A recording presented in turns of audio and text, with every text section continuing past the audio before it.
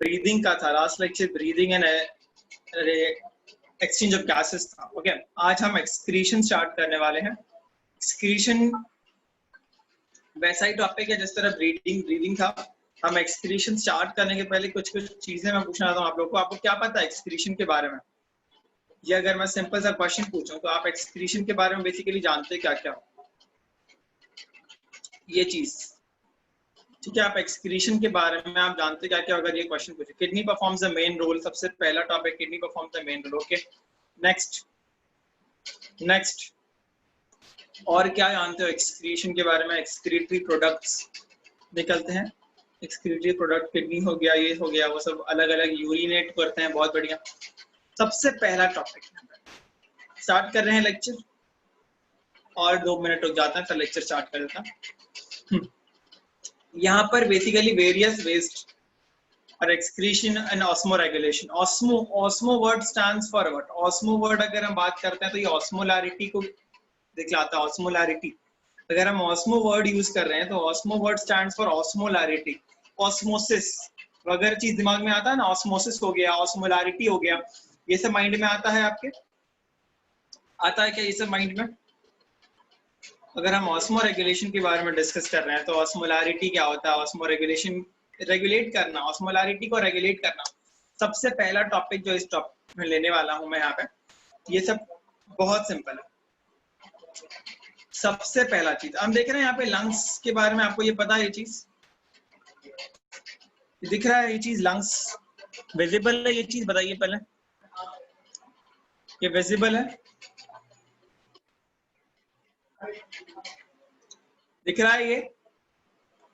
Okay, यहाँ पर सबसे पहला अगर हम सबसे पहला चीज डिस्कस कर रहे हैं, अगर CO2 कार्बन डाइऑक्साइड किस तरह सबको विजिबल है कि नहीं? सबसे पहले ये बताइए, विजिबल है? लग रहा है सब कुछ विजिबल दिख रहा है? विजिबल है ये चीज बता रहा हूँ CO2 के बारे में, lungs. Okay,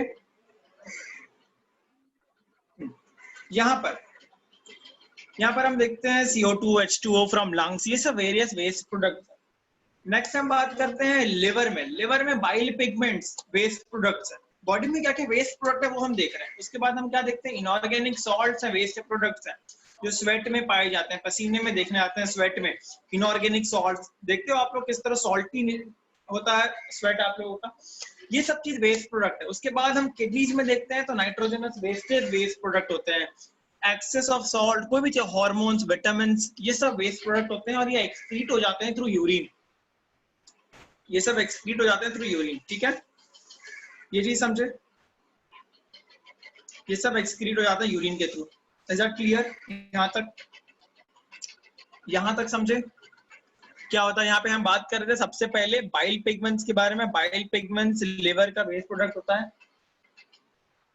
bile pigment liver का वेस्ट प्रोडक्ट होता है, ये बात क्लियर है?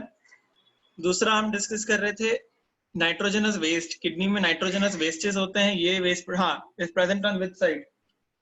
सबसे, हाँ, liver is present on which side? देखिए आपको पता है ये जो किडनी है, ये वाला आपका राइट किडनी है कि लेफ्ट किडनी है? राइट किडनी है, और ये वाला लेफ्ट किडनी है। तो जो liver is situated right side में, ठीक है? यहाँ पर आपके लिवर प्रेजेंट होता है, ठीक है? ये आपके लिवर का डायरेक्ट पोजीशन है यहाँ पे, इस तरह। वह इसी के वजह से जो राइट किडनी, ये दिख रहा है आपको यहाँ पे, विजिबल है दोनों चीज। हाँ, अभी सबसे पहले हमारा बेसिक इंपॉर्टेंट टॉपिक जो था वो ये है कि excess of salt, vitamins urine में, और बाइल पिगमेंट्स लिवर में। बाइल पिगमेंट्स लिवर में, ठीक है? ये सब चीजें हैं जो आपको समझना है। और स्वेट में इनऑर्गेनिक सॉल्ट्स। ऑर्गेनिक और इनऑर्गेनिक में क्या फर्क है पता है? ऑर्गेनिक जो होता है, जो कार्बन और हाइड्रोजन, इनको ऑर्गेनिक कंपाउंड्स होते हैं, और इनऑर्गेनिक सॉल्ट्स जो हमें स्वेट में देखने मिलता है, ठीक है? ये चीज क्लियर है? Okay, nitrogenous compound waste from kidneys, ये देखिए सबसे पहला और इंपॉर्टेंट टॉपिक है ये चीज। ये टॉपिक इंपॉर्टेंट है, ये दिख रहा है आपको? दिख रहा है? अब सबसे पहला चीज, एक कॉन्सेप्ट जो बहुत लोग स्किप कर जाते हैं, एक कौन, ये दिख रहा है आपको किडनी में ब्लू और रेड कलर का कुछ चीज बाहर की तरफ, ब्लू और रेड कलर, ये दो चीज दिख रहा है क्या, ब्लू और रेड कलर, ये रेड कलर और ये ब्लू कलर दिख रहा है ये चीज। अब मुझे बताइए blue colour stands for arteries और वेन्स, ब्लू कलर जो है ये आर्टरी के लिए कि वेन्स के लिए, ब्लू कलर आर्टरी के लिए होता है, वेन्स के लिए होता है, और रेड कलर आर्टरी के लिए होता है। अगर हम यहाँ पे डिस्कस कर रहे थे तो ये जो रेड कलर का है ये है आपका artery, red stands for artery, okay. और जो ब्लू कलर का है यहाँ पे ये वेन हो गया, ठीक है। तो अब ये समझ में आया कि अब ये क्या होता है कि किडनी भी तो एक ऑर्गन है ना, किडनी भी तो एक ऑर्गन है हमारे बॉडी का, किडनी भी तो एक ऑर्गन है हमारे बॉडी का, इस बात से क्लियर है, ये बात एक ऑर्गन है बेसिकली, हाँ। तो इस ऑर्गन में भी तो ब्लड फ्लो होता होगा, इस ऑर्गन में भी तो ब्लड फ्लो होता रहेगा, बताइए। अब देखिए सबसे पहला चीज, वो कुछ लोगों को पता होगा ये चीज जो मैं बताने वाला हूँ, आपके एंटायर बॉडी में, ये कॉन्सेप्ट जिन लोग को थोड़ा बहुत नॉलेज होगा वो बताएंगे, आपके एंटायर बॉडी में पंप कौन करता है ब्लड को, टोटल ब्लड को पंप कौन करता है, बेसिकली पंपिंग ऑर्गन कौन होता है, हार्ट। पंप करने वाला कौन होता है, हार्ट, है ना। 1 मिनट में हार्ट कितना ब्लड टोटली पंप करता है, कितना 1 मिनट में, अप्रोक्सीमेटली 5 लीटर, 5 लीटर। टाइम्स नहीं पूछ रहा हूं मैं अमाउंट पूछ रहा हूँ, 5040 ml, अगर हम एक्यूरेट जाएंगे तो 5040 ml, ठीक है। 5040 ml 1 मिनट में ब्लड को पंप करता है हार्ट, ओके। तो यहाँ पर जो दूसरा टॉपिक जो समझना है यहाँ पे ये चीज कि किडनी में ये आर्टरी क्यों है, ये आर्टरी क्यों, to supply the blood in kidney, to supply the blood in kidney artery है कि नहीं, बताइए। ये बात समझ रहे हो, आर्टरी का काम क्या होता है, to supply the blood from heart to different organs, different parts of the body. तो किडनी भी एक बॉडी का पार्ट है, किडनी भी एक बॉडी का पार्ट है, ओके। तो यहां पर हम देख रहे हैं आर्टरी, यहां पर हम देख रहे हैं आर्टरी। तो आर्टरी का काम क्या है बेसिकली, आर्टरी का काम क्या है basically, to supply blood from heart to different parts of the body, okay. तो यहां पर जो हम देख रहे हैं आर्टरी का काम हम समझ गए क्या है। दूसरा चीज जो हमें समझना है, ये देखने मिल गया हमें यहाँ पे, किडनी के पास ब्लड आ रहा है थ्रू, और इस आर्टरी का नाम है रीनल आर्टरी, इस आर्टरी का नाम रीनल आर्टरी, क्या नाम है, रीनल, इसका रीनल आर्टरी। मैं एक बार ट्रेस कर देता हूं इसको, renal artery, is that clear. इस आर्टरी का नाम है रीनल आर्टरी, ओके। अभी जो वेन है, यहाँ पे जो वेन में बात कर रहा हूँ, ये जो वेन ले जा रहा है किडनी से ब्लड, इसको हम कहते हैं रीनल वेन, रीनल वेन, ठीक है। क्लियर भी बात, बताइए।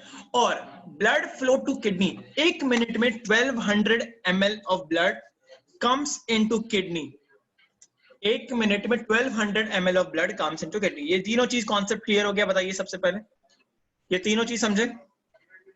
रीनल आर्टरी जो किडनी की आर्टरी है वो क्या करती है, हार्ट से जो ब्लड आती है उसको सप्लाई करती है किडनी के अंदर। रीनल वेन जो किडनी का वेन है, वो किडनी का वेन है रीनल वेन, और वो क्या करता है, किडनी से ब्लड लेके जाता है हार्ट में फॉर प्योरिफिकेशन इन लंग्स। और 1 मिनट में कितना ml ऑफ ब्लड किडनी के पास आता है, 1200 ml ऑफ ब्लड पर मिनट एंटर्स इनटू किडनी। ये चीज समझ गए आप लोग, बताइए क्लियर है ये चीज, पक्का। तीनों चीज, renal vein, renal artery, 1200 ml of blood पर मिनट। तो अगर मैं कंट्रीब्यूशन पूछूंगा कि हार्ट टोटल ब्लड कितना है, टोटल ब्लड कितना है बॉडी में, हार्ट कितना ब्लड पंप करता है टोटल, 500 ml, 5000 ml, 5040 ml, हाँ कि ना, ठीक है। Can you repeat once, okay I will repeat you once again. मैं क्या कह रहा हूं, हार्ट ने पंप किया अप्रोक्सीमेटली 5 लीटर ब्लड, किया हाँ या ना, हो सकता बताइए, किया कि नहीं। 1 मिनट में हार्ट ने टोटल ब्लड पंप किया 5 लीटर, किया, सभी लोग बताएंगे किया। करने के बाद उसका काम क्या है, वो ब्लड को काम क्या है, ब्लड पूरे other parts of the body के पास जाएगा, वो ब्लड जाएगा कि नहीं जाएगा, दूसरे बॉडी पार्ट्स में जाएगा। किडनी भी एक बॉडी का पार्ट है, एक इंपॉर्टेंट ऑर्गन है, एक इंपॉर्टेंट ऑर्गन है कि नहीं है, एक इंपॉर्टेंट ऑर्गन है किडनी भी। तो किडनी को भी ब्लड चाहिए, न्यूट्रिशन चाहिए ना, थ्रू ब्लड चाहिए कि नहीं। तो हार्ट से ब्लड आता है 1 मिनट में, बाकी ब्लड दूसरे जगह जाता है, लेकिन 1200 ml ऑफ ब्लड किडनी के पास आता है। जितना पंप किया है ना 5000 ml, उससे 1200 ml किडनी अपने पास बुला लेता है ब्लड को। अब आई बात समझ में, ये 1200 ml क्या है, 1200 ml क्या है, अब आई बात समझ में, ये 1200 ml क्या है, ये बात क्लियर है। 1200 ml पर मिनट। ओके, तो मुझे बताइए कंट्रीब्यूशन कितना है, 1/5 में कह सकता हूं, approximately 1/5 of blood enters into kidney. जितना हार्ट पंप करता है उसका 1/5, यही कहते हैं हिंदी में 1/5। आई बात समझ में, सिंपल सा एक अप्रोक्सीमेट बता रहा हूं मैं, अप्रोक्सीमेट। क्या ये अप्रोक्सीमेट नहीं है, नहीं समझे, नहीं समझे बताओ। 1200 ml अगर आ रहा है, ठीक है, तो क्या ये 1200 ml 5040 का डिवाइडेड बाय 5 नहीं है, approximate, I am not talking accurate, approximate divided by 5 नहीं है, हाँ कि ना। अप्रोक्सीमेट 1/5 ब्लड किडनी अपने पास ले लेता है, 1/5 ब्लड ऑफ किडनी अपने पास लेता है, हाँ कि ना, बताइए। अब आई बात समझ में, ये कॉन्सेप्ट समझे, ये क्या है, एक कॉन्सेप्ट समझे सभी लोग, आगे बढ़े। चलिए next, are expelled the process called excretion, nitrogenous waste from kidney, ये बाहर चले जाते हैं बॉडी के, और इसी प्रोसेस को हम कहते हैं एक्सक्रीशन।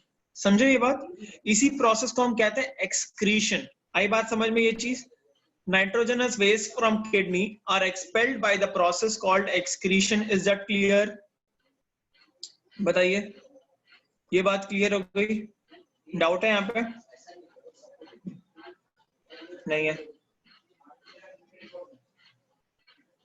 कुछ ऐसा नहीं बताया। ऑस्मो रेगुलेशन, अब what do you mean by osmoregulation, maintenance of salt and water balance of body fluid is known as osmoregulation. आई बात समझ में, ये दोनों को यहाँ पे मैं पॉज करूंगा, अभी देखिएगा बीच में पॉज कर दूंगा, ठीक है। ये तो मेरे को एक जगह पे लाना था, बस एकदम बिटवीन पे आ जाए,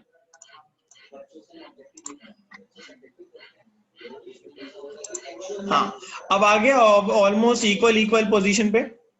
तो ये बैलेंस होना चाहिए, ऑलमोस्ट बैलेंस हो जाना चाहिए, कि सॉल्ट इतना चाहिए, वाटर इतना चाहिए, तो ये बैलेंस हो जाए, यही चीज इंपॉर्टेंट है। आई बात समझ में अभी आप लोगों को, सॉल्ट और वाटर को बैलेंस करने का काम करती है किडनी, एक तो एक्सक्रीशन तो करती है, और सॉल्ट और वाटर को बैलेंस करने का काम भी किडनी का रहता है। इज दैट क्लियर, ये बात समझे, टॉपिक, डाउट है यहाँ पे,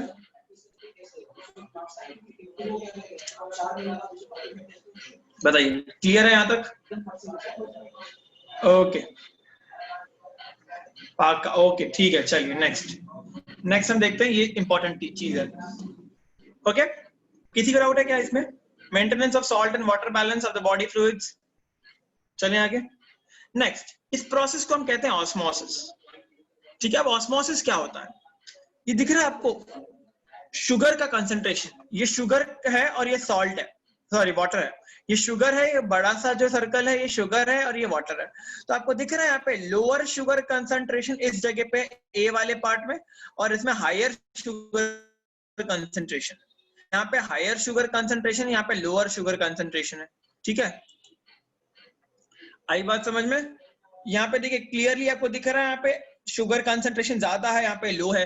तो यही चीज, तो फ्लो कैसे जाएगा, अब ये आपको इंपॉर्टेंट चीज समझना, किस तरफ फ्लो होगा, बैलेंस करना, यही चीज ऑस्मोसिस होता है। यहाँ पे आपको मैं दिखाता हूँ, movement of water molecule from its own higher concentration to its lower concentration, यानी वाटर जहाँ पे डाइल्यूट है वो नहीं, अब हायर कंसंट्रेशन वाटर जहाँ पे ज्यादा है उसका वाटर वाटर का कंसंट्रेशन जहां ज्यादा है वहां से वो लोअर कंसंट्रेशन पर जाएगा। Is clear? Movement of water molecule from its own concentration to its own lower concentration। Water का कंसंट्रेशन एम में है, ये तो भी जाएगा, A2 भी जाएगा। चलिए ये क्लियर हो गया। नेक्स्ट ऑस्मो रेगुलेशन, ये क्लियर है। नेक्स्ट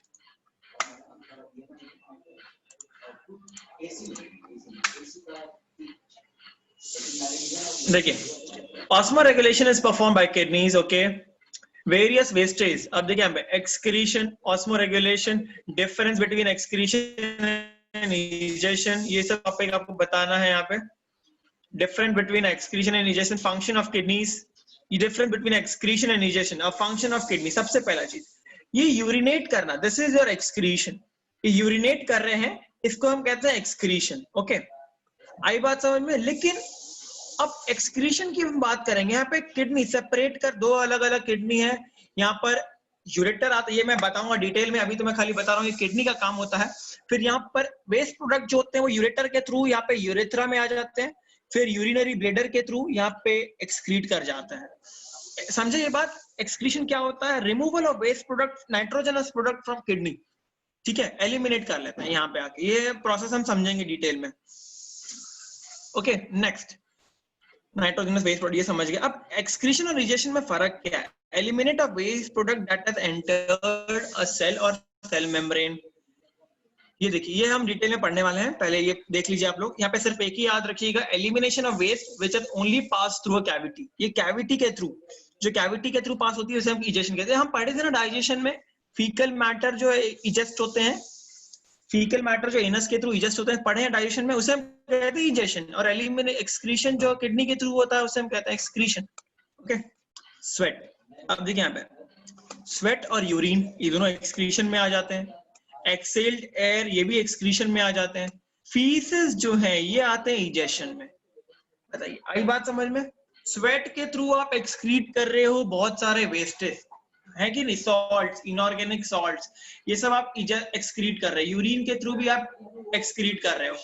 अब एक्सेल्ड एयर यानी जो एयर आप एक्सेल कर रहे हो, एक्सपिरेशन जो लास्ट टॉपिक ही था हमारा ब्रीदिंग, तो वहां पे हमने डिस्कस किया था एक्सेल्ड एयर, वो सब आते हैं एक्सक्रीशन में। Is it clear? ये सब आता है एक्सक्रीशन। पक्का? डन? क्लियर है यहां तक? नेक्स्ट हम बात करते हैं इजेशन। इजेशन के बारे में, जो फीकल मैटर जो हम वेस्ट प्रोडक्ट जो हमारा फीकल मैटर रहता है ना, उसे हम कहते हैं इजेशन। बस इतना सा भी याद रखिए कि एक्सक्रीशन के अंदर क्या क्या आता है। एक्सक्रीशन के अंदर स्वेट आता है, यूरिन आता है, एक्सेल्ड एयर आता है, लेकिन इजेशन के अंदर फीसेस आता है। ओके, ठीक है। नेक्स्ट, और इस चैप्टर में बेसिकली आपको एक्सक्रीशन ही डील करना है। यहाँ पे किडनी के ऊपर, kidneys are primary excretory organs. Function of kidney is to eliminate nitrogenous wastage, maintain water balance, osmoregulation, hydrogen ion का कंसंट्रेशन मेंटेन करना, ये किडनी का फंक्शन है, तो maintain hydrogen ion concentration. Next, maintain homeostasis. You know what is homeostasis? आपको पता है homeostasis क्या है? होम्योस्टेसिस बॉडी को मेंटेन करके रखना, सारे फंक्शंस को प्रॉपर्ली कंडक्ट कराना, क्या क्या चीज, टेम्परेचर को रेगुलेट करना, ये सब चीज अंडर आता है होम्योस्टेसिस के अंदर। Is that clear? ठीक है, ओके। चलें आगे, हम यहां तक समझे हो सभी लोग? यहां तक समझे हैं सभी लोग? आगे बढ़े। चलिए next, difference between excretion and, ये चीजें हम टाइप्स ऑफ नाइट्रोजनस वेस्ट हम पढ़ेंगे अभी। सबसे पहले हाउ नाइट्रोजनस बेस फॉर्म, ये नाइट्रोजन बेस फॉर्म किस तरह वो इंटर फॉर्म होते हैं कि इससे उस बन जाता दूसरा, ए से बी बनेगा, बी से सी बनेगा, ये भी पढ़ेंगे। What is it and you eat which forms nitrogenous base, ये बहुत इंपॉर्टेंट है। Carbohydrate, proteins, fats, nucleic acids. अब मैं एक चीज बताता हूँ सिंपल सा, हम एक ही बात करते हैं सिर्फ प्रोटीन के बारे में। सिर्फ अभी हम बात करते हैं प्रोटीन के बारे में। ओके, प्रोटीन किससे बनता है, ये बात पता है आपको किससे बनता है protein? Protein is made up of which acid? Amino acid. Protein made up of amino acid. इसमें नाइट्रोजनस वेस्ट प्रोडक्ट रहता है कि नहीं? अमीनो एसिड में नाइट्रोजन रहता है कि नहीं? बताइए, नाइट्रोजन वेस्ट? हाँ रहता है, नाइट्रोजन रहता है। तो जो नाइट्रोजन हम यूज कर लिए वो हमारा तो यूजफुल हो गया, लेकिन जो वेस्ट है जैसा कुछ काम नहीं है वो हार्मफुल होते हैं, इसके लिए उसे हमको एक्सक्रीट करना रहता है बॉडी में। आई बात समझ में? ये बात क्लियर है? ये तो बेसिकली आपको ऐसे ही बताया कि जो लोग बहुत सारे नाइट्रोजनस वेस्ट प्रोडक्ट आप खुद कंज्यूम भी करते हो। ये दिख रहा है आपको सबसे पहले protein, nucleic acids. Protein is made up of amino acid, बहुत बढ़िया। फिर ये अमीनो एसिड से निकलता है अमोनिया। अमोनिया एक नाइट्रोजनस वेस्ट है, ठीक है, ये बात क्लियर है? फिर ये अमोनिया बन जाता है यूरिया में, ऑर्गेनाइजेशन साइकिल में। क्यों बनता है ये भी हम बताते हैं। फिर न्यूक्लिक एसिड, प्यूरिन, पेरिमिडीन, ये बन जाता है यूरिक एसिड। अब एक चीज मैं बताता हूँ, सुनिए जानते हैं। यहां पर ये दिख गया, यहां पर जो वेस्ट प्रोडक्ट्स है ना, कौन कौन से हैं?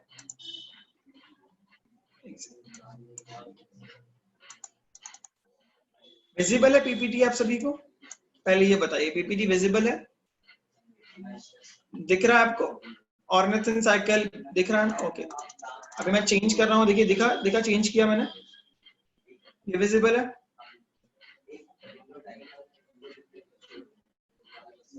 हाँ ओके ठीक। अब यहाँ पे देखिए, यहाँ पर ना वेस्ट प्रोडक्ट कौन कौन से हैं पहले वो देखते हैं। एक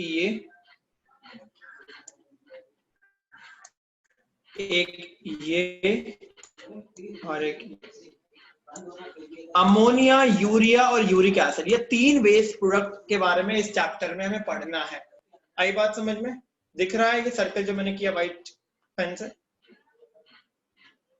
विजिबल है ये चीज सभी को? पहले ये बताइए क्लियरली विजिबल है? कुछ लोग कह रहे नहीं। हाँ, तो अमोनिया, यूरिया और यूरिक एसिड, ये तीन जो है ये आपके वेस्ट प्रोडक्ट्स हैं, ये हमने देख लिया, ठीक है। यहाँ पर हम ऑर्डर ऑफ क्लासिफाई करेंगे। कुछ के वेस्ट प्रोडक्ट अमोनिया होते हैं, कुछ के वेस्ट प्रोडक्ट यूरिया होते हैं और कुछ के वेस्ट प्रोडक्ट यूरिक एसिड होते हैं। आई बात समझ में? कुछ के वेस्ट प्रोडक्ट अमोनिया होते हैं, कुछ के वेस्ट प्रोडक्ट यूरिया होते हैं और कुछ के वेस्ट प्रोडक्ट यूरिक एसिड होते हैं। Is that clear? ये क्लियर है आपको? बताइए। ओके, तो यहाँ पर हम सबसे पहले बात करें, आपको क्या लगता है सबसे ज्यादा यहाँ पे अगर हम डिस्कस करना स्टार्ट कर रहे हैं, ये देखिए, based on nitrogenous waste modes of 3 types। nitrogenous waste जो एक्सक्रीशन प्रोडक्ट एक्सक्रीशन जो है ये 3 टाइप्स में बटा हुआ है। सबसे पहला है अमोनोटेलिक्स, फिर यूरियोटेलिज्म, फिर अमोनोटेलिज्म। अमोनोटेलिज्म उस प्रोसेस को कहते हैं जहां पे अमोनिया का एक्सक्रीशन होता है। तो आपको पता चल गया अमोनोटेलिज्म क्या होता है? अमोनोटेलिज्म क्या होता है, ये बात समझ में आ गई? जहां पे आपका अमोनिया का एक्सक्रीशन होता है ये होता है अमोनोटेलिज्म। जहां पे आपका यूरिया का एक्सक्रीशन होगा हम कहेंगे यूरियोटेलिज्म, और जहां पे यूरिक एसिड का एक्सक्रीशन होगा हम कहेंगे यूरिकोटेलिज्म, ठीक है। secrete, no, secrete is wrong word, excrete is right word, excrete is right word। Ammonotelism और यूरिकोटेलिज्म और यूरियोटेलिज्म, तो जो अमोनिया करेंगे उसे हम क्या कहेंगे? जो अमोनिया एक्सक्रीट करेंगे ऐसे ऑर्गेनिज्म को हम किस तरह का ऑर्गेनिज्म कहेंगे? Ammonotelic organism. जो यूरिया एक्सक्रीट करेंगे ऐसे को हम कहेंगे यूरियोटेलिक ऑर्गेनिज्म, फिर यूरिकोटेलिक, ठीक है। अब देखिए types of modes of excretion, ठीक है, based on the nitrogen based modes of. सबसे पहले अमोनोटेलिक्स, ये हम समझ गए, यूरिकोटेलिक, ओके। अब हम डिवाइड कर रहे हैं, okay. Ammonotelism, excretion of ammonia, ureotelism, excretion of urea, uricotelism, excretion of uric acid। organisms are called ammonotelic, जो excrete करते हैं अमोनिया, और वैसे ऑर्गेनिज्म जो यूरिया excrete करते हैं वैसे ऑर्गेनिज्म को यूरियोटेलिक ऑर्गेनिज्म कहते हैं, और वैसे ऑर्गेनिज्म जो यूरिक एसिड करते हैं excrete ऐसे ऑर्गेनिज्म को यूरिकोटेलिक ऑर्गेनिज्म। क्लियर है ये बात तीनों चीज? तीनों चीज क्लियर है? बताइए। Organism which excrete ammonia, those organisms are known as ammonotelic organism. Organism which excrete urea, those organisms are known as ureotelic organism. And those organisms which excrete uric acid, उन्हें हम यूरिकोटेलिक ऑर्गेनिज्म कहते हैं। ये तीनों समझे आप लोग कौन कौन? अभी कौन क्या करता है? आप क्या एक्सक्रीट करते हो? फिश क्या एक्सक्रीट करता है? एलिफेंट क्या एक्सक्रीट करता है? बर्ड्स क्या एक्सक्रीट करती हैं?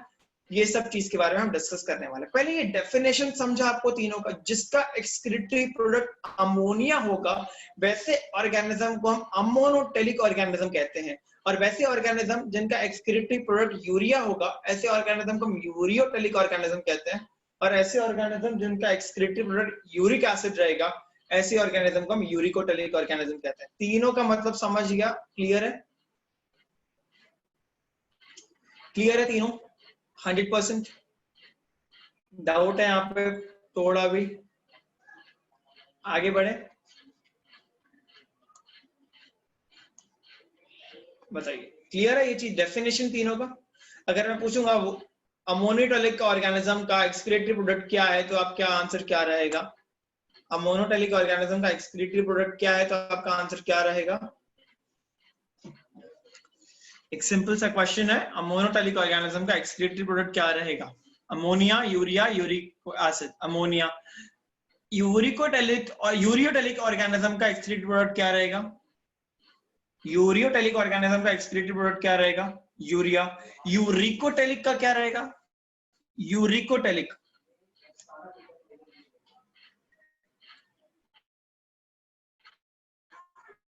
यूरिकोटेलिक का यूरिका। क्लियर यहां तक? हाँ, अब देखिए ये मैं बताऊंगा ये प्रोसेस के बारे में डिटेल में। पहले सबसे पहले ये चीज देखिए, टू एक्सपेल ईच ग्राम, मतलब 1 ग्राम अमोनिया आपके बॉडी में आया है, मान लो 1 ग्राम अमोनिया को आपको एक्सपेल करने के लिए लगभग 500 ml ऑफ वाटर चाहिए आपको। कितना ml ऑफ वाटर चाहिए आपको? बताइए कितना ml ऑफ वाटर चाहिए? 500 ml, अप्रोक्सीमेटली 300 to 500 दिया है यहाँ पे। नेक्स्ट चीज देखिएगा ध्यान से यहाँ पे, to expel each gram of urea it is required 50 ml of water. To expel each gram of uric acid it requires 10 ml of water. तो सबसे कम वाटर किसके लिए रिक्वायर्ड है? सबसे कम वाटर में ही वो एक्सपेल हो जाएगा, बाहर निकल जाएगा। तो सबसे कम वाटर कौन से ऑर्गेनिज्म को? यूरिकोटेलिज्म। बहुत बढ़िया। तो ये हम बात कर रहे हैं, तो यूरिकोटेलिज्म यानी कि यूरिक एसिड, हाँ या ना? यूरिकोटेलिज्म यानी मैं यूरिक एसिड बोलना चाह रहा हूं, है कि नहीं? यूरिकोटेलिज्म यानी यूरिक एसिड कहना चाह रहा हूं कि नहीं?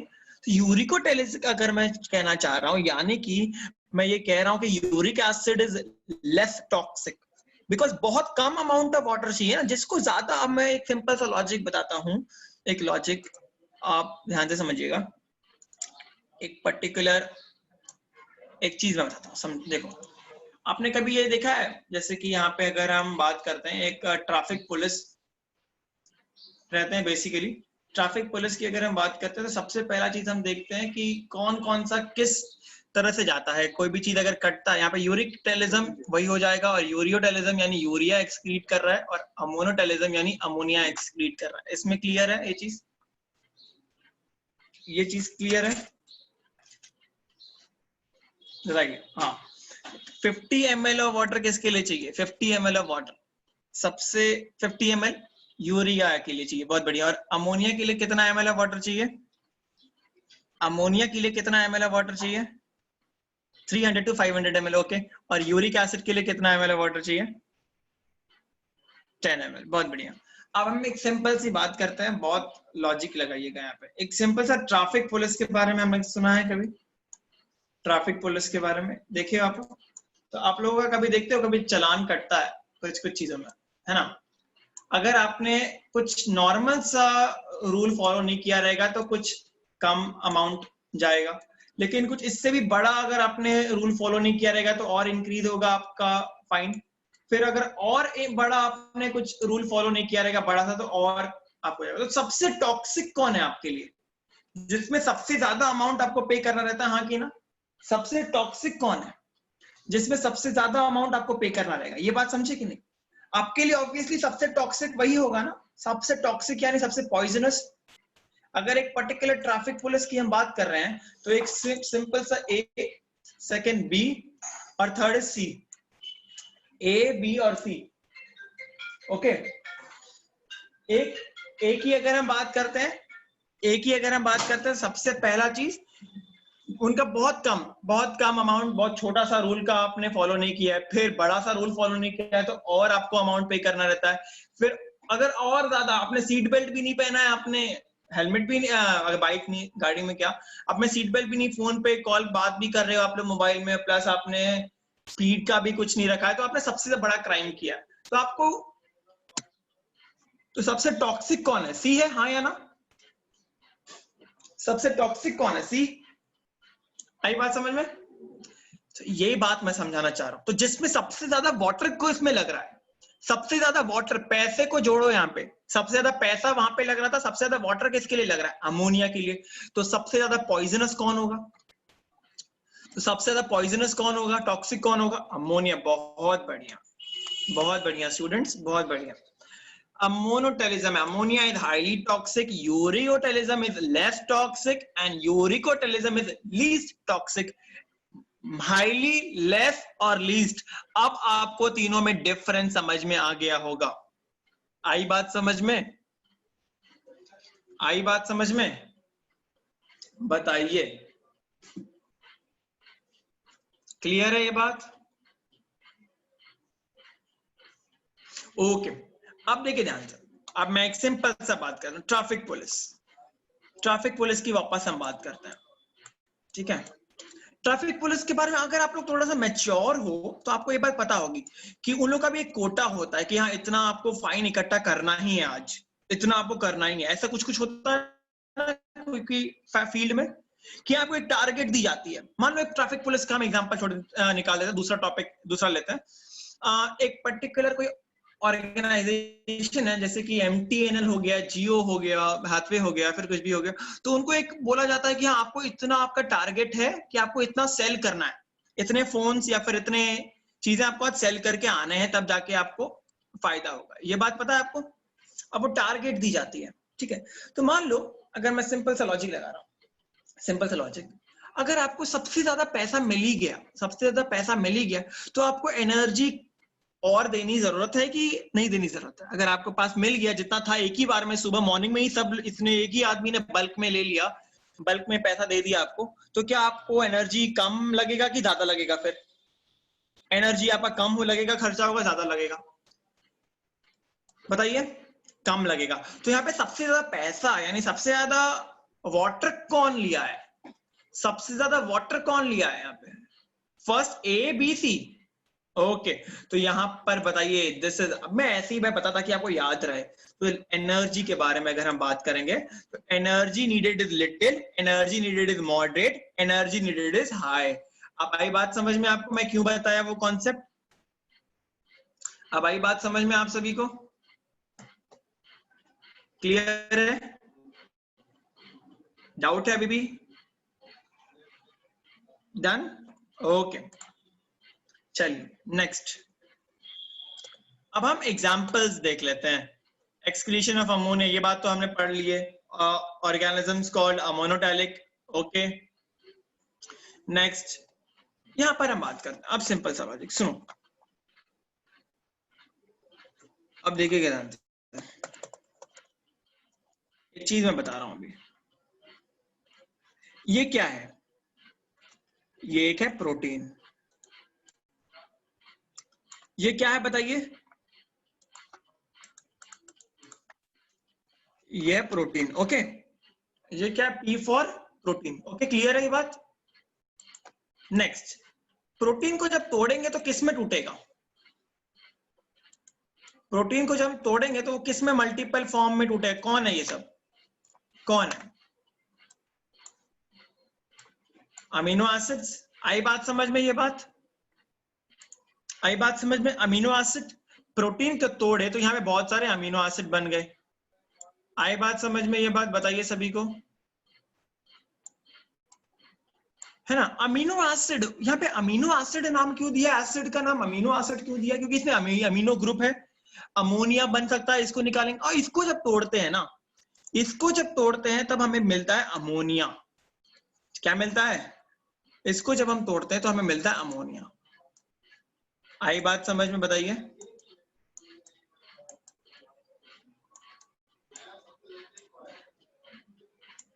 क्लियर है, बताइए। हाँ। प्रोटीन को तोड़े अमीनो एसिड, अमीनो एसिड को तोड़े अमोनिया, अमीनो एसिड को तोड़े अमोनिया मिला। ओके, आई बात समझ में। तो आपको अमोनिया, यहां से अमोनिया, अमोनिया बन गया। अब अमोनिया क्या हमारा यूजफुल सब्सटेंस है कि वेस्ट सब्सटेंस है? अमोनिया इज यूजफुल और इट इज वेस्ट? बताइए बताइए, अमोनिया यूजफुल है कि वेस्ट है?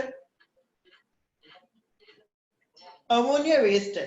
तो क्या हम अमोनिया को वेस्ट के रूप में एक्सक्रीट करना चाहेंगे कि नहीं हमारे बॉडी में? अमोनिया को हम, इतना पॉइजनस सब्सटेंस अगर हमारे बॉडी में, तो हम चाहेंगे क्या वो हमारे बॉडी में रहे? हम चाहेंगे क्या वो हमारे बॉडी में रहे, पॉइजनस सब्सटेंस रहे? बिल्कुल चाहेंगे। ओके, चलिए नेक्स्ट।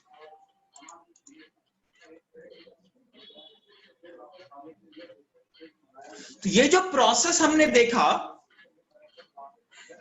ये जो प्रोसेस हमने देखा, क्या देखा हमने? Protein converts to, protein converts to, बताइए, protein converts to amino acid, and amino acid then it converts to, amino acid converts to ammonia. आई बात समझ में, बताइए। तो इस प्रोसेस को हम कहते हैं ऑक्सीडेटिव डीअमीनेशन, ऑक्सीडेटिव डीअमीनेशन। इस प्रोसेस को, जो मैं प्रोसेस बताया, इस प्रोसेस को हम कहते हैं ऑक्सीडेटिव डीअमीनेशन। क्लियर है ये बात? क्लियर है?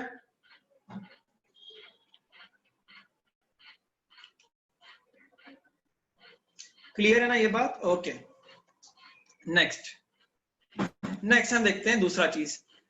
अब यूरियोटेलिज्म, अब देखिए ध्यान से, ये अमोनिया सबसे ज्यादा टॉक्सिक है कि नहीं? ये अमोनिया सबसे ज्यादा टॉक्सिक, अमोनिया सबसे ज्यादा टॉक्सिक है कि नहीं? तो मैं ऐसा बोल रहा हूं आपको, अमोनिया को लेस टॉक्सिक सब्सटेंस यूरिया में कन्वर्ट करना है। यानी जो अमोनिया हमारा बन गया ना, इसको हमें यूरिया में कन्वर्ट करना है। ये अमोनिया जो हमारा बना हुआ है, इसको हमको कन्वर्ट करना है यूरिया में, इसको हमें कन्वर्ट करना है यूरिया में। अमोनिया को हमें कन्वर्ट कर देना है यूरिया में। तो अमोनिया यूरिया में कन्वर्ट होगा। इस प्रोसेस को हम कहते हैं यूरिया साइकिल। यूरिया साइकिल, इस प्रोसेस को कहा जाता है यूरिया साइकिल। और ये प्रोसेस लिवर में होता है। कहां पे होता है? लिवर में। Ammonia converts to urea to decrease its toxicity and this process takes place in liver। आई बात समझ में? अभी बताइए, क्लियर है? फॉर्म बाय ऑर्निथिन और urea cycle and it is in liver. अब ध्यान से, उसके बाद जो प्यूरिन, पेरिमिडीन, जो दूसरे प्रोडक्ट हैं, अमोनिया वगैरह, ये सब फिर यूरिक एसिड में कन्वर्ट हो जाएंगे। ये सब फिर यूरिक एसिड में कन्वर्ट हो जाएंगे। और ये यूरिक एसिड में जो बन रहा है यूरिक एसिड, ये भी लिवर में हो रहा है। और इस पाथवे को हम कहते हैं आइनोसिनिक पाथवे। आई बात समझ में? आइनोसिनिक पाथवे। क्लियर है ये बात? आई बात समझ में? बताइए।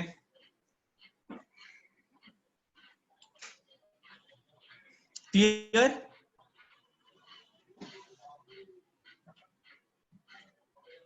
Okay, I will repeat all the three.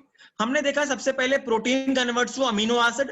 हो सकता देखा आपने, प्रोटीन अमीनो एसिड में कन्वर्ट हो गया, हाँ कि ना? पहले ये बताइए, प्रोटीन कन्वर्ट हो गया अमीनो एसिड में, हाँ कि ना? ओके। बाद में फिर प्रोटीन अमीनो एसिड में कन्वर्ट हो गया। उसके बाद अमीनो एसिड से अमोनिया निकाला गया, ये देखा गया आपने, अमोनिया निकाला गया अमीनो एसिड से, देखा। और वो अमीनो एसिड जो कन्वर्ट हो गया अमोनिया में, जो बन गया अमोनिया वहां से निकला, उस प्रोसेस को कहते हैं ऑक्सीडेटिव डीअमीनेशन। आई बात समझ में? पहला टॉपिक ऑक्सीडेटिव डीअमीनेशन। क्लियर है ये बात? इस प्रोसेस का नाम है बस ऑक्सीडेटिव डीअमीनेशन। इससे तो इंपॉर्टेंट सेकंड और थर्ड है, और ये प्रोसेस लिवर में होता है। Is that clear? Is that clear? बताइए, समझे क्या आप लोग? Okay, next. फिर ये अमोनिया जो है ये यूरिया में कन्वर्ट हो जाता है और इस प्रोसेस को हम कहते हैं यूरिया साइकिल। यूरिया में अमोनिया क्यों कन्वर्ट हो रहा है? क्योंकि हमें, अब मुझे बताइए, आपके बॉडी में अमोनिया अगर एक्सक्रीटरी प्रोडक्ट होगा तो मात्र 1 ग्राम के लिए 500 ml वाटर, इतना भर का आप इनटेक लेते हो, हाँ कि ना? तो यही होता है कि ammonia converts to urea to decrease its toxicity, और अमोनिया जो यूरिया में कन्वर्ट हो रहा है, इस प्रोसेस को हम कहते हैं ऑर्निथिन साइकिल या फिर यूरिया साइकिल। इस प्रोसेस को हम कहते हैं ऑर्निथिन साइकिल या फिर यूरिया साइकिल। आई बात समझ में? क्लियर है ये बात? Okay, next. To expel each gram, it needs 300 to 500 ml of water. To expel each gram of urea, it needs 50 ml of water. To expel each gram of uric acid, it requires just 10 ml of water. Clear है ये बात? Clear है यहाँ तक? ये concept clear है? Ammonia is highly toxic, aminotalic, ureotalic is less toxic, and uricotelism it is least toxic. ये हम समझ गए कौन है less, कौन है least, कौन है less. Next, energy needed is little, energy needed is moderate, energy needed is high. अब एग्जांपल्स के बारे में, एग्जांपल्स आपको करना है, ठीक है? एग्जांपल्स, ठीक है? देखिए आगे,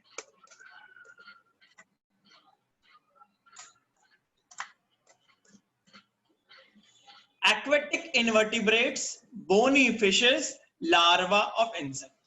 अब इसको लर्न करने का एक ट्रिक है, बहुत इजी ट्रिक, आपको याद रखना है। सिंपल सा LBA, इस तरह याद रखिएगा, LBA। L से लार्वा ऑफ इंसेक्ट, B से बोनी फिशेस और एक्वेटिक इनवर्टिब्रेट्स। क्लियर? हाँ, it is a type of excretion, exactly, it is a type of excretion, बिल्कुल। अमोनिया ऐड हो रहा है,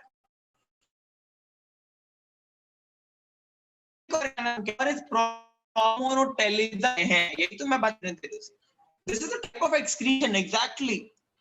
अब आई बात समझ में? LBA, ये सब एग्जांपल्स हैं जो अमोनिया एक्सक्रीट करते हैं, जिनका एक्सक्रीटरी प्रोडक्ट अमोनिया होता है।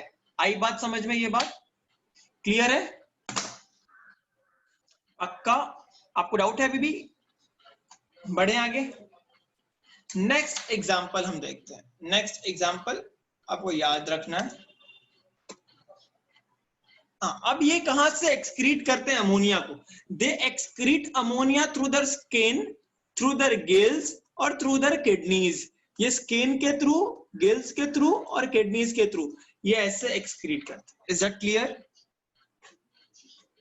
बताइए, अब क्लियर है? स्किन, गिल्स और किडनी के थ्रू। ओके, बढ़े आगे। ओके, चलिए next.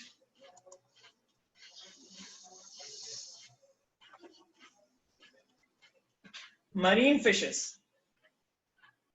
adult amphibians like frogs, toads, aquatic reptiles, turtle, alligators, all mammals. These are ureotelic organism, जो यूरिया एक्सक्रीट करते हो, ऐसे ऑर्गेनिज्म का एग्जाम्पल आपके सामने दिया हुआ है।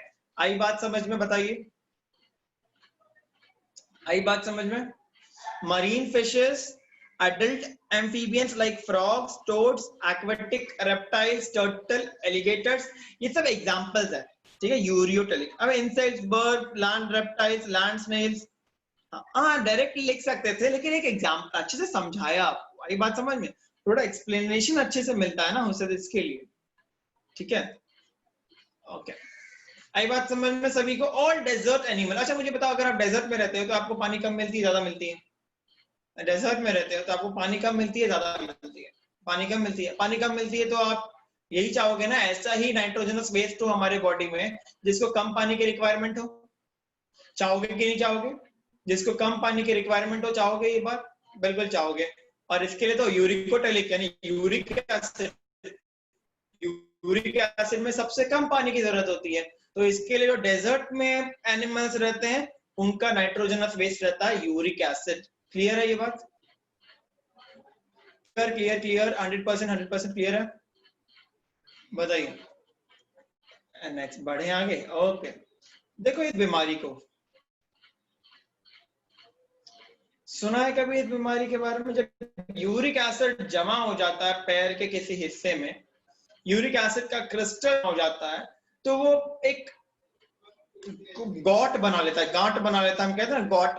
तो इस तरह के गॉट को बेसिक, इस तरह के बीमारी को हम गॉट कहते हैं। आई बात समझ? इस तरह के डिफेक्टिव नेचर को हम कहते हैं गॉट। जब यूरिक एसिड अच्छे से आपके बॉडी से एक्सक्रीट नहीं हो पाता है तो बॉडी के एक जगह पे जमा हो जाता है, और ऐसे को हम कहते हैं, क्या कहते हैं? गॉट। आई बात समझ में? क्लियर है बात? बताइए, डाउट है यहाँ पे किसी को भी?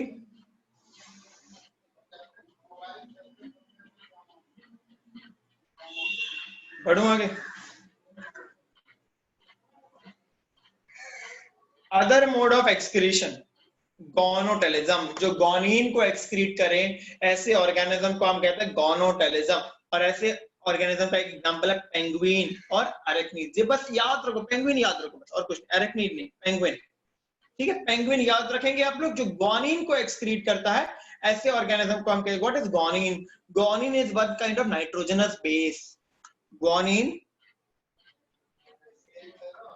जो है एक नाइट्रोजनस बेस है। किसी का डाउट था? मैं पढ़ रहा था भाई चीज। Guanine is a nitrogenous base, और इसको नाइट्रोजनस बेस कहते हैं। ये एक तरह का, आप पढ़ोगे आगे ग्वानिन क्या होता है, नाइट्रोजनस बेस है ग्वानिन। आई बात समझ में? क्लियर? या in DNA, very nice, in DNA. ठीक है, लेकिन फिर भी वो नाइट्रोजनस बेस है एक डीएनए का, वो आपको समझना नहीं है। आपको अभी क्या समझना है, ये एक एक्सक्रीटरी प्रोडक्ट है, और ये अगर एक्सक्रीटरी प्रोडक्ट जिस ऑर्गेनिज्म में रहेगा, ऐसे ऑर्गेनिज्म को हम कहते हैं गॉनोटेलिक ऑर्गेनिज्म। What is got? मान लो, ठीक है चलो, ये आपका बॉडी है, यहाँ पर यूरिक एसिड जमा हो गया एक बॉडी के एक सरफेस पर। तो जहां पे बॉडी के एक सरफेस पर यूरिक एसिड जमा हो जाता है, यूरिक एसिड एक क्रिस्टल जमा हो जाता है, तो ऐसे चीज को हम कहते हैं गॉट। आई बात समझ में? गॉट क्या होता है? आई बात समझ में? गॉट किसको कहते हैं अभी सर? अगर यूरिक एसिड जमा हो गया बॉडी के एक सरफेस पर, ये ना हो इसके लिए क्या करना चाहिए? बहुत ज्यादा पानी पीना चाहिए, एक पानी का इंटेक ज्यादा करना चाहिए, बहुत ज्यादा। और आपके किडनी का फंक्शन टेस्ट कराना चाहिए, रीनल फंक्शन टेस्ट, कि किडनी प्रॉपर्ली काम कर रहा है कि नहीं कर रहा है। आई बात समझ में? ये देखना चाहिए। क्लियर है ये बात? ओके।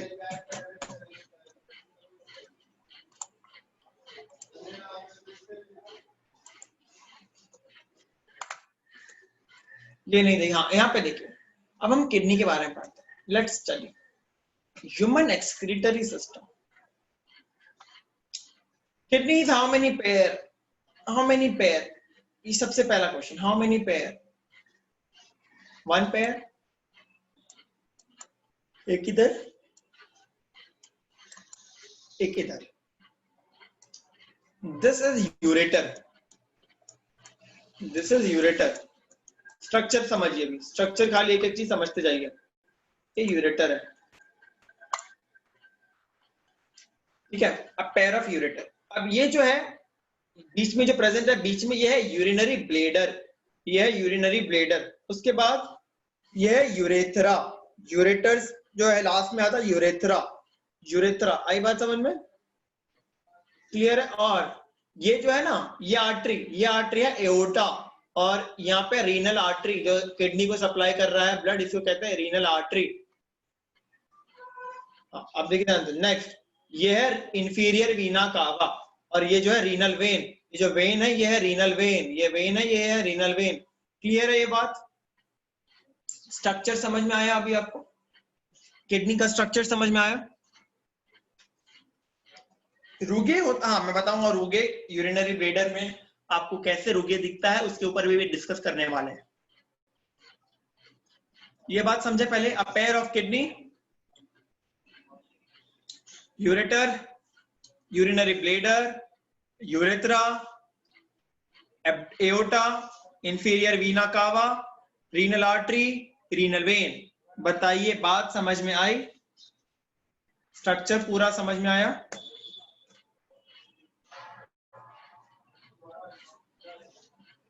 ठीक है, लेट्स स्टडी किडनी। ओके,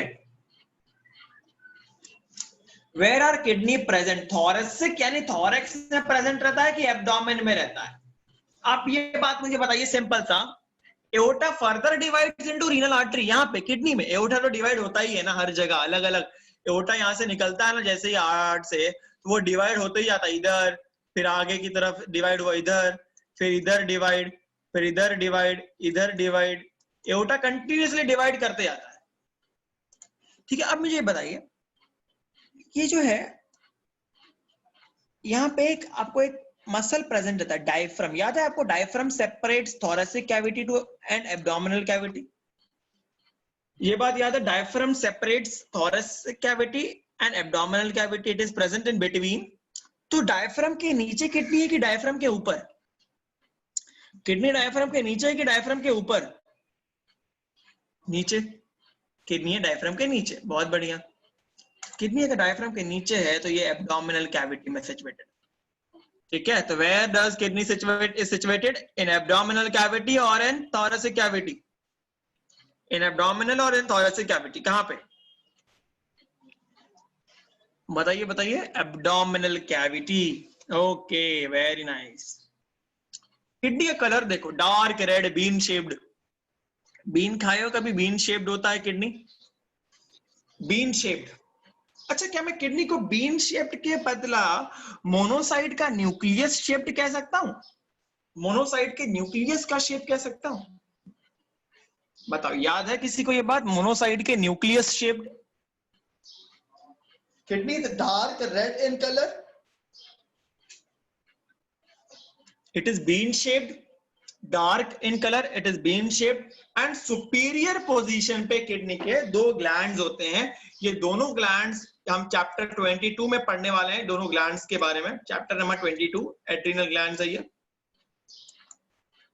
ठीक है, पहले अभी हम किडनी के बारे में पढ़ रहे हैं। ठीक है, देखो दिख रहा है आपको? किडनी दिख रही है क्या आपको? बताइए। Kidneys are present on either side of vertebral column. बिल्कुल, ये बात बताने की जरूरत भी नहीं थी। And they are protected by last two pairs of ribs. हाँ ओके, कोई बात नहीं। 11th and 12th। ओके, ये चीज में इंपॉर्टेंट चीज, ये चीज देख लीजिए। 12th thoracic to 3rd lumbar. अब मैं आपको बताता हूं। C7, T12, L5, S5, C1। ये मैंने बताया था पहले कभी आप? ये मैंने कभी बताया था आपको पहले? वर्टिब्रा 7 + 12 19, 19 + 5 24, 24 + 5 29 और 30। ठीक है, आई बात समझ में? तो वर्टिब्रे कितने हैं टोटल? 30 वर्टिब्रे है ना, 30 वर्टिब्रे। तो T12 यानी थोरेक्स का लास्ट पोजीशन, थोरेक्स का लास्ट पोजीशन और लंबार एल का फर्स्ट पोजीशन, एल का थर्ड पोजीशन तक किडनी एक्सटेंड है। यहाँ पे आपका T12 प्रेजेंट है, इस जगह पे T12 और इस जगह पे L3।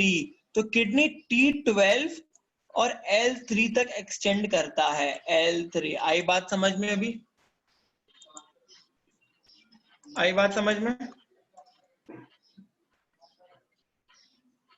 Right kidney slightly lower than left kidney. Third lumbar, lumbar भी एक वर्टिब्रे है, लंबार भी एक वर्टिब्रे। 5 लंबार होते हैं, 1 2 3। देखो आपको मैं वर्टिब्रल कॉलम जो चालू होता है ना, एक देख सिंपल सा बताता हूँ। वर्टिब्रल कॉलम चालू हो रहा है यहाँ पे, ठीक है।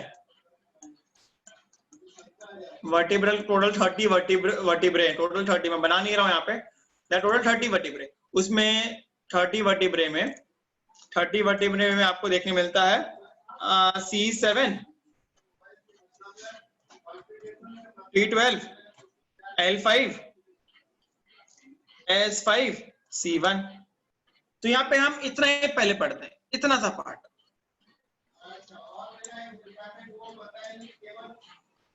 थॉरेक्स का 12, थॉरेक्स का 12th पोजीशन और लंबार का 3rd पोजीशन। ठीक है, लंबार का 3rd पोजीशन, यहां तक किडनी एक्सटेंड। अब बताइए मुझे, why right kidney is slightly lower than left kidney? Because of the presence of liver. Exactly, यहाँ पर लिवर प्रेजेंट रहता है, इसके लिए right kidney is slightly lower than left kidney. आई बात समझ में? Due to presence of liver, due to presence of liver, right kidney is placed slightly lower than left kidney. Why? This was the question. Because of huge liver over it. Liver is present above the right kidney. It is present on the right side of the human body. That's why right kidney is placed slightly lower than left kidney. Is that clear?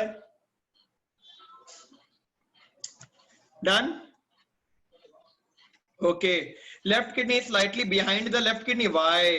ये देखिए, because of stomach. Because of stomach. So right lung will also be upper than left lung due to presence of liver. Exactly. Exactly. Very nice. Very nice. ये concept बिल्कुल सही है आपका। हाँ, पहले मैं क्या बता रहा था? ये देखिए, स्टमक के बाद, due to presence of stomach, stomach आ रहा है, इसके वजह से क्या राइट किडनी, जो लेफ्ट किडनी है, left kidney slightly behind the right kidney due to presence of stomach. Is that clear? Done? बढ़े आगे, प्रस्थान करें आगे की ओर। Okay. Length of each kidney 10 centimeter, breadth of each kidney 5 centimeter, thickness of each kidney 4 centimeter. Is that clear? Length of each kidney 10 centimeter, width of यानी breadth of each kidney 5 centimeter, thickness of each kidney is 4 centimeter. Note down. I'll wait for 10 seconds.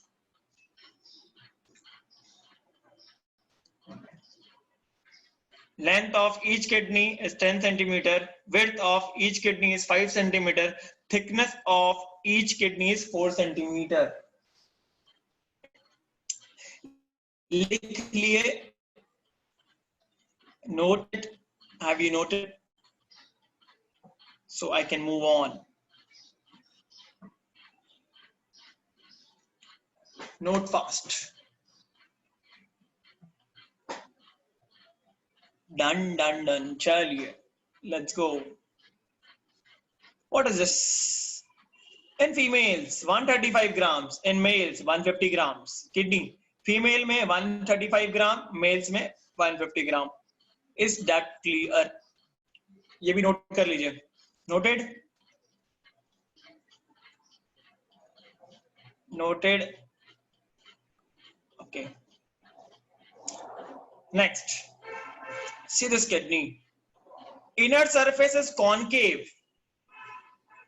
Inner surface is concave. ठीक है. Blood is called और concave margin. Inner concave margin. Inner surface पहली बात concave होता है. दूसरी बात inner concave margin is called hilus. Hilus. और ये हाइलस एक होल रहता है, इसी के अंदर से आपके ब्लड वेसल्स, नर्व्स वगैरह एंटर करते हैं इनटू किडनी. ठीक है, ये एक होल रहता है, इसी के थ्रू एक ब्लड वेसल्स, नर्व्स और वेन्स ये सब एंटर करते हैं. ठीक है, ओके. मैं इसके पहले एक चीज बताना चाहता हूं आपको. ये लिख लिया ना आप लोग विथ, ये इंपॉर्टेंट था. यहाँ पे हम बात करते हैं सिंपल सा क्वेश्चन कि फीमेल में किडनी का वेट लेस क्यों होता है? बताइए. Why female have less weight of kidney?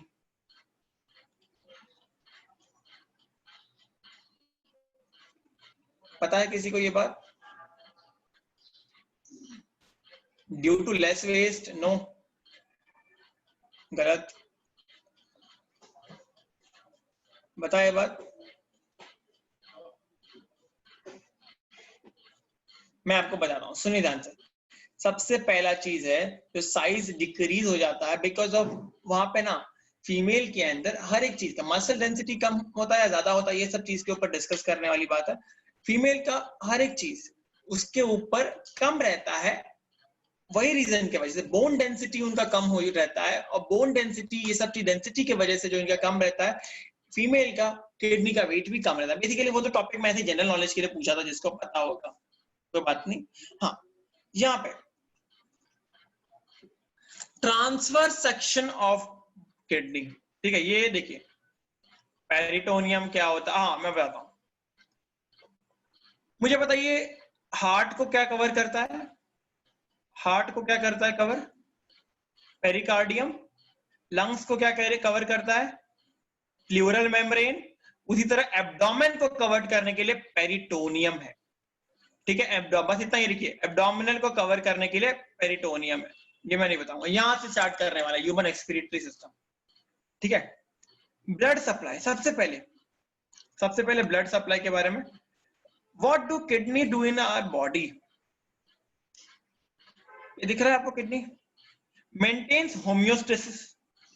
दूसरा एक्सक्रीशन ऑफ नाइट्रोजनस वेस्ट। तीसरा adjustment of sodium potassium chlorine concentration, यानी केमिकल को कंसंट्रेशन करने के लिए। Regulating acid base balance, that is pH, basically H plus concentration को बैलेंस कर रहा है, यानी पीएच तो बैलेंस हो ही जा रहा है।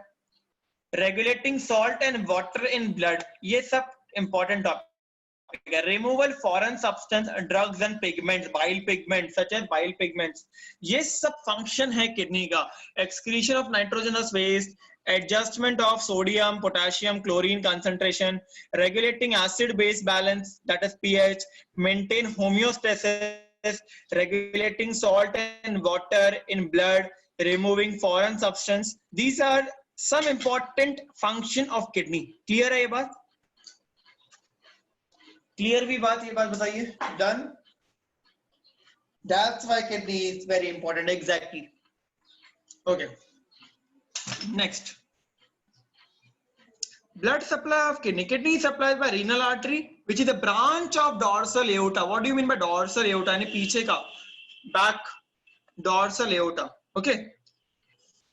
Renal artery enters into the kidneys through hilum. Is that clear? ये बात पहले ही बता दी थी मैंने। Renal artery जो है enters into the kidney through hilus. Is that clear?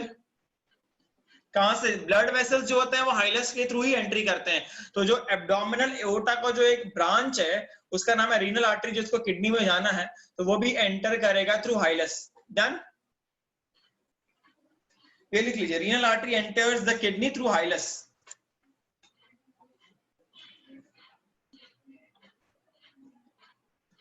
Renal artery दिख रहा है, रीनल आर्टरी अभी आप लोगों को, renal artery is visible,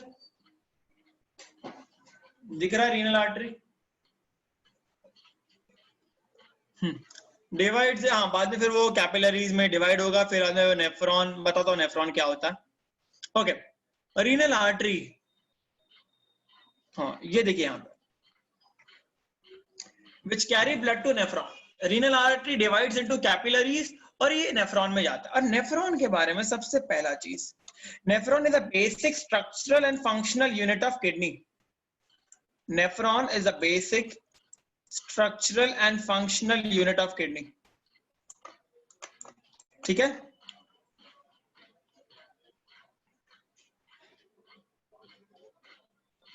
doubt है यहाँ पे बताइए।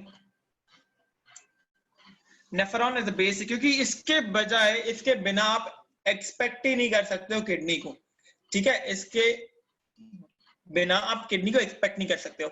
तो हम नेफ्रॉन को basic structural and functional unit of kidney कहते हैं। तो यहां तक समझ में आया सभी को? पहले ये बताइए, यहां तक सभी को समझ में आया? Done, should we move forward?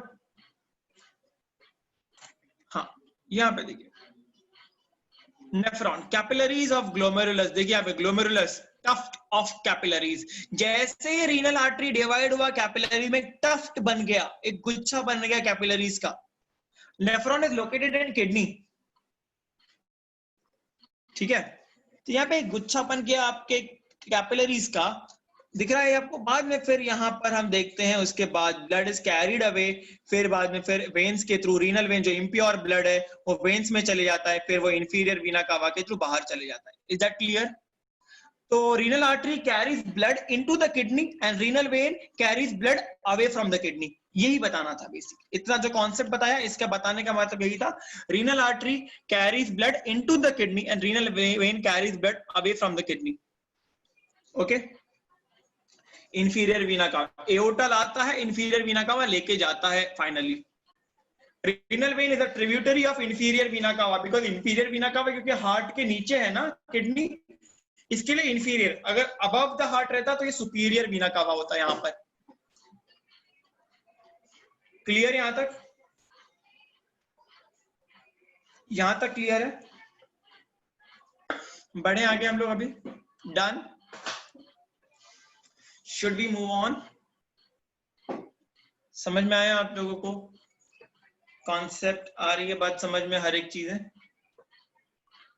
Once more, okay. ये देखिए, पहले ये दिखा आपको रीनल आर्टरी।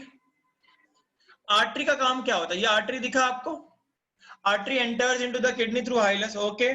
उसके बाद ये किडनी के अंदर गया, फिर किडनी के अंदर डिवाइड हो गया कैपिलरीज में, which carry blood to nephron. ये कैपिलरी में डिवाइड हो गया, फिर ये नेफ्रॉन के पास गया। देखिए यहाँ पे ब्लड डिवाइड हुआ, आर्टरी डिवाइड हुआ, फिर ये कैपिलरीज के अंदर गया, यहाँ पे टफ्ट ऑफ कैपिलरीज बन गया ग्लोमेरुलस के अंदर। उसके बाद यहाँ से ब्लड आया, फिर ये इम्प्योर ब्लड जो है इसको बाहर भेजना है, इसके लिए ये इजीली बाहर चले गया through renal vein into inferior vena कावा, और ये इस इंफीरियर वीना कावा के साथ ब्लड हार्ट में आ गया, हार्ट से फिर लंग्स में गया, फिर प्योरीफाया, फिर वापस से अपना सेम प्रोसेस चलते गया। बताइए, समझे? समझे ये चीज? क्लियर है? बताइए। Okay, can you repeat? Okay, once again I will repeat.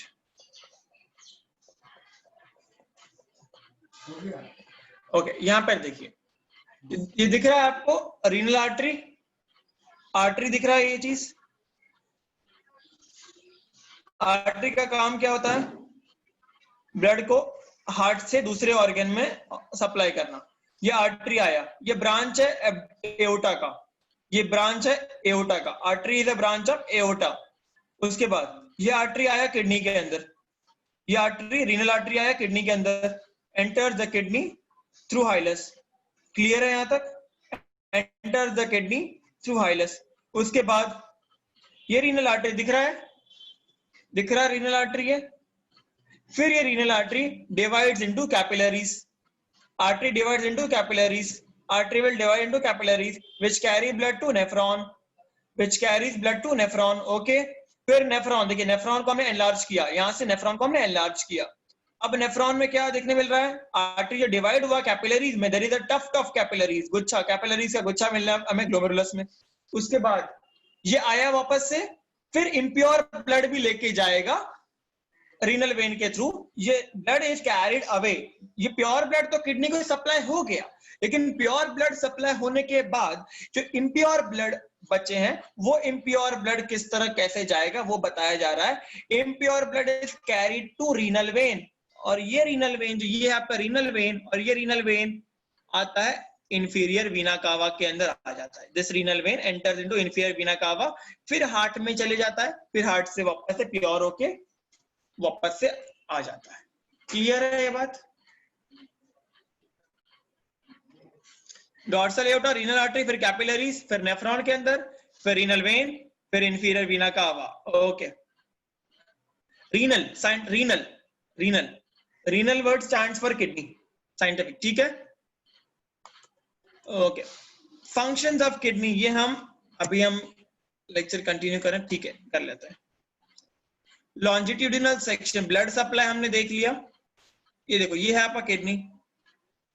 अब इसके अंदर हमें देखना है, दिख रहा है ये चीज? दिख रहा है आपको? बताइए। कैप्सूल है ये, और ये कैप्सूल बना रहता है कोलाजन फाइबर से। ये मुझे बताना बहुत इंपॉर्टेंट था आज के दिन। ये किडनी का जो कैप्सूल है, ये बना है कैप्सूल से कवर्ड है, और इस कैप्सूल को हम कहते हैं कोलाजन फाइबर। ये कैप्सूल बना है कौन से फाइबर्स से? Collagen fibres. Clear? Collagen fibres, done. बढ़े आगे।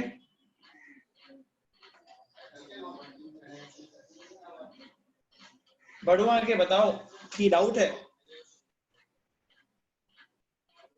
बढ़े। But what is there inside the kidney? अब हम अंदर जा रहे हैं, let's cut it lengthwise and see. Cut किया, आप किस तरह कट किए, देखो आपने सीधा ऊपर से कट किया, आपने ऊपर से लिया सीधर और कट किया, कट कर दिया आप किए क्या नहीं कट बताइए यहाँ पे। और अब आप चाहे स्टडी कर रहे हो क्या क्या है, this is a longitudinal section, यानी आप इस तरह काटे इसको, इस तरह काट दिए हो इसको, ठीक है।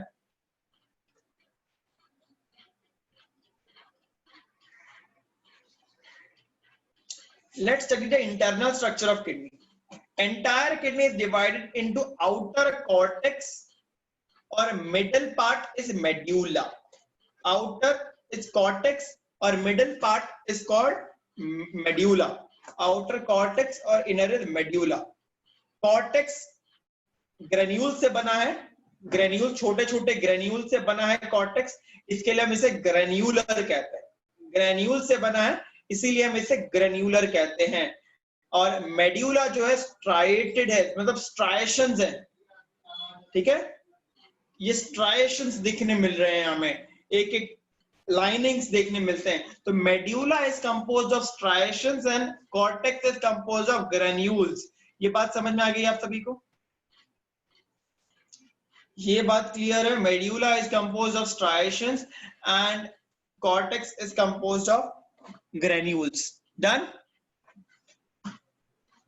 ठीक है, okay. Outer part is cortex, inner middle part is medulla.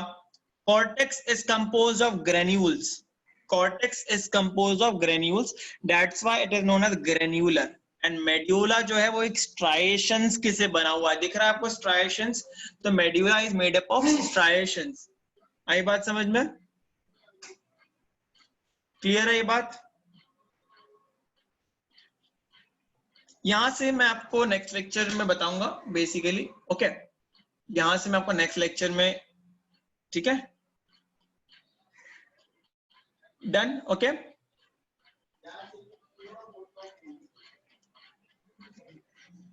चलेगा? समझे यहां तक? डाउट है किसी को यहां तक? बताइए। क्लियर है यहां तक जितना मैंने बताया अभी? यहां तक जितना बताया हूं क्लियर है कि फिर मैं रिपीट कराना चाहता हूं? चाहते हो कुछ? चाहते हो कि आप रिपीट हो कुछ भी चीज है?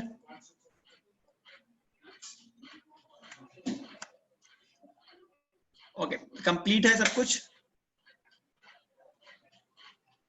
कंप्लीट है? एक भी चीज में डाउट है? म्यूकस प्लग, म्यूकस प्लग यानी म्यूकस से बना हुआ एक प्लग, यानी कि कंप्लीट यहाँ पे एक प्लग बन गया है। आज का टॉपिक था एक्सक्रीशन, यहाँ पे एक बन गया, ये म्यूकस का एक प्लग बन गया है यहाँ पे एक जगह पे। मान लो एक सिंपल सा लॉजिक में बताऊं, ये दिख रहा है आपको, फिर इसके एक छोटे से यहाँ पे जगह पे अगर हम बात करेंगे, एक सेकेंड, चैप्टर का नाम है एक्सक्रीशन, ओके। यहाँ पे एक प्लग बन गया है, ये म्यूकस का प्लग है, ओके। म्यूकस पूरा सराउंड हो गया है इस जगह पे, इसे हम कहते हैं म्यूकस प्लग। चलिए, डन? क्लियर करें? Done, all the best. Excretion topic चल रहा है, ओके। ऑल द बेस्ट, ध्यान रखिएगा अपना, टेक केयर। आई होप सब चीज क्लियर है। आप लोग का एक टेस्ट रखेंगे फिर से। ऑल द बेस्ट, ध्यान रखना, टेक केयर, बाय।